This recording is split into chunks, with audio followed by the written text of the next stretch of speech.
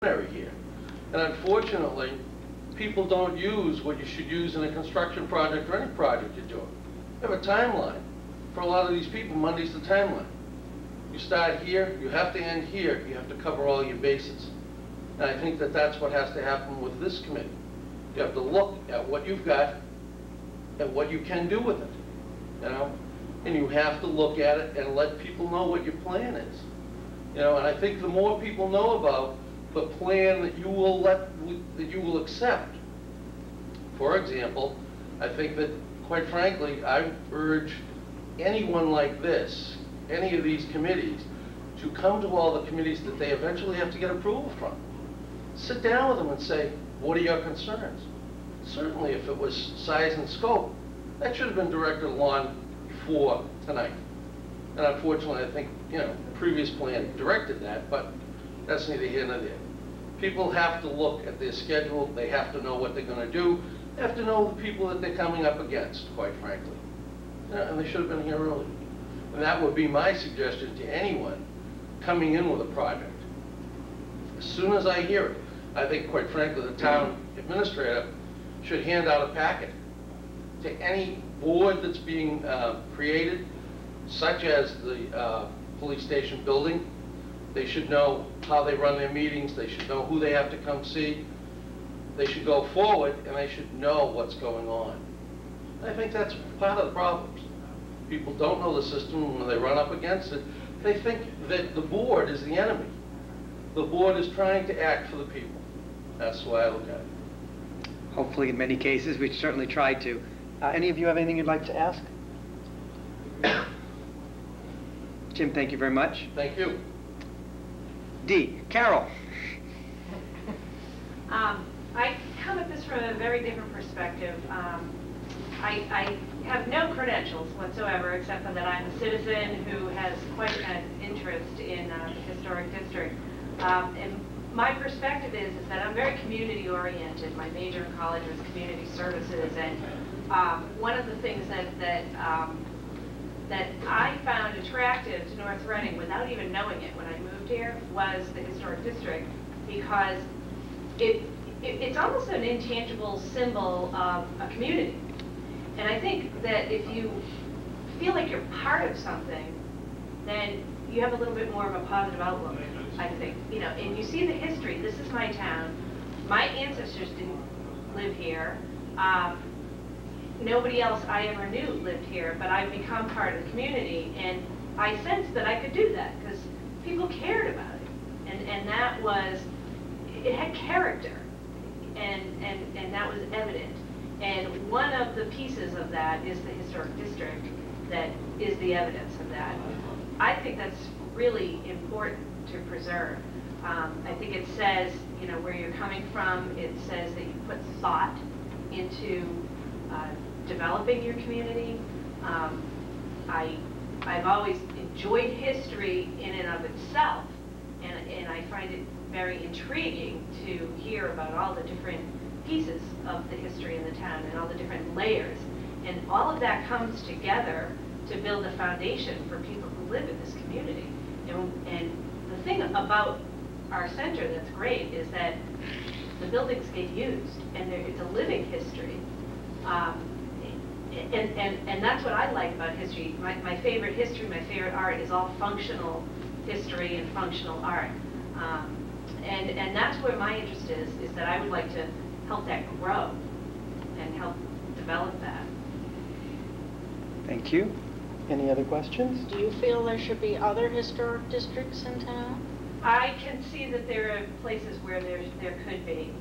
There are clusters of historic homes, and I think that there's also places where there's open space that should actually be considered part of a historic preservation, frankly. I know Eisenhower Park is, you know, there was a logging area, and I think to preserve that, I think that's important. Anything else? Thank you, Carol. Could I have your last name, please? Dingman, D-I-N-G-M-A-N. And last but not least, Ellen. Thank you. Hopefully my voice will hold up. Apologies for coughing or whatever. Of course. Tail end cold. I have a little CV I did up, which maybe will make it easier. You can hand it out to your fellow committee members who are not here. I put in for membership about a year ago, so I'm very pleased that there might be an opportunity to join the committee. And I thank you for the invitation. Certainly. I guess I have a background maybe most akin to Mr. Parker's in terms of what I might bring to the table. My affiliations are that I'm a member, albeit I have to say I also don't go to those meetings very often due to lack of time, at the North Reading Historical Society. I'm a member of HMI, Historic Mass, Inc. I'm a forum professional member of the National Trust for Historic Preservation, and I'm a Heritage Society member of the same organization, the National Trust for Historic Preservation. I'm also a professional member of the Association for Preservation Technology International, which is a trade association made up of professionals, largely architects, who work in historic preservation. I'm also a member of the Construction Specifications Institute, which is the organization that teaches people to write specs for buildings. And I'm an associate member, last but not least, I'm an associate member of the Elementary School Building Committee, and have been for the last year. And we're obviously very busy right now with the review of the architects who submitted RFPs for the Bad Children renovation project. So I have a lot of homework to do when I get home tonight. Anyway, my relevant experience, I actually owned and managed and produced a show called Restoration. It's an exhibition and a conference, very high level, and it's a national event which I founded and invented and launched in 1993. It was later named Restoration and Renovation to sort of describe the scope of what we do. It's a show that is dedicated to professionals who restore homes, buildings, public buildings, institutional buildings, and commercial buildings, and also people who restore parks and landscapes, battlefields, and monuments, and downtown streets. So I had done that for several years. Last year, a year ago at this time exactly, I sold that event to a group of investors in Washington, D.C., who are now the owners, but I've remained on for a 3-year contract as managing director of the event. And we now also are the owners of Old House Journal, which some of you may know. We published that, and we are about to enter into another business deal, which will add a couple more publications to our business, and that also deal with this niche. So we'll have media that support the trade show. What I do as the managing director is that I live and breathe this stuff every minute of my day. I'm responsible for all of the strategic alliances with the major trade associations and professional groups that work on historic buildings, as well as nonprofits on a national and a regional and even a local level. And I work with trade magazines, editors, people who work on trade journals who write about the work of historic preservation. And I'm also responsible, the person largely responsible for the content development of the conference that we produce. And the conference is a bona fide producer of continuing education credits for architects, contractors, builders, city planners, landscape architects, and interior designers. So we are actually, our event allows these people to earn credits for their professional development. So that keeps me pretty busy. Like most people who are interested in the subject matter of historic preservation, I live it on every aspect of my existence. It's part of my business, but it's also part of my personal life. We are actually owners of one of the older houses here in town. We have a salt box, the Elijah Parker House on Chestnut Street, and we've lived there for 18 years. We moved here to North Reading because of its historic charm, and it's something that I'm committed to preserving. We are also collectors. When I say we, my husband and I, and our children have also got the bug. So we are all lovers of history. We collect antiques, art, rare books. My husband's a rare book and antiquarian print dealer. That's his profession. And and we're obviously constantly restoring our own home.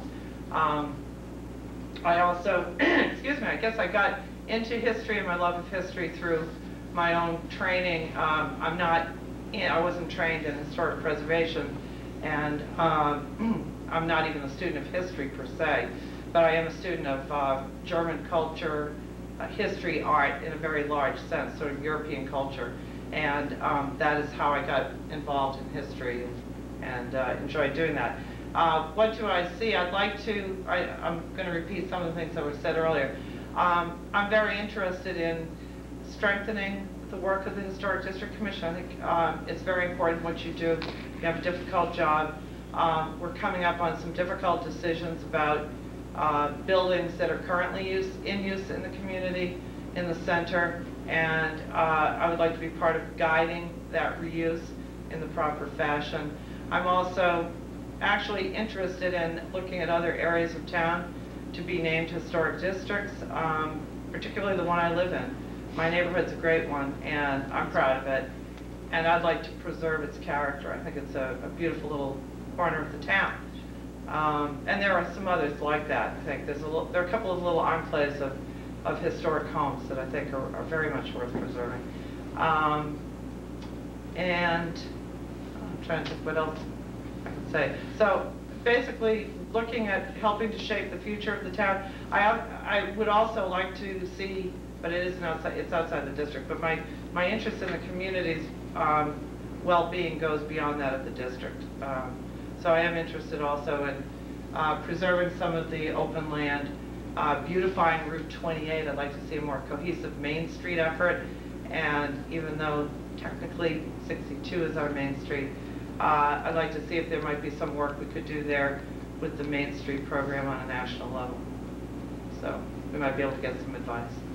And I think I'd like to bring some of my network of, I guess, people that I work with, like the Trust, to maybe help some resources come and bring to bear on what goes on in town. Maybe there's something I could do to help. Thank you.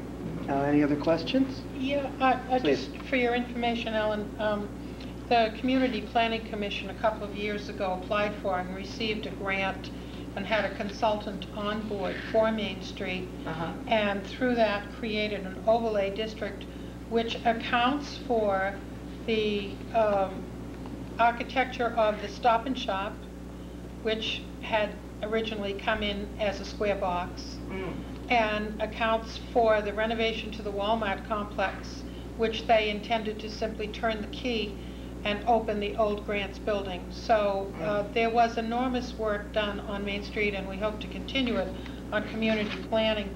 But I was just curious about what led you to the exterior renovations of your office building? Actually, we haven't done any yet. When we bought it, it had, you're talking about the aluminum siding, whatever? I'd like to take it back, but I No, I'm don't talking have about the building. skylights in the deck that after you moved in. Oh, okay. What led me to do that? Basically, a need to retrofit the building for a small business operation. Is this a different building than the house, or is it a dual purpose? I'm sorry, I don't know the reference. It was used quasi-residential, quasi-commercial. It was a half and half split, and now it's totally commercial. I mean, it's zoned to go either way. Just curious if you can bring to the table here, so to speak, a background in funding, grants, that type of thing. I think it would be. I mean, do you have any experience with that? Yeah, I do. I have obtained grants in the past from the National Trust, and actually I'm looking at, there is potential for some funding for the school project that I'm currently investigating. You know, the Bad Shelter School project. And, you know, I've been made aware, part of the funding came because the Trust has taken an interest in the project. So I know how to get grants. There are some grants out there. I don't know how much is out there right now. Yeah. I wasn't, Yeah, there's a new, how much is available actually, right now? and the grant I'm talking about the school project, could be used either way. It could be for the, if it were a Swan Pond project or the Batch. Mhm. It's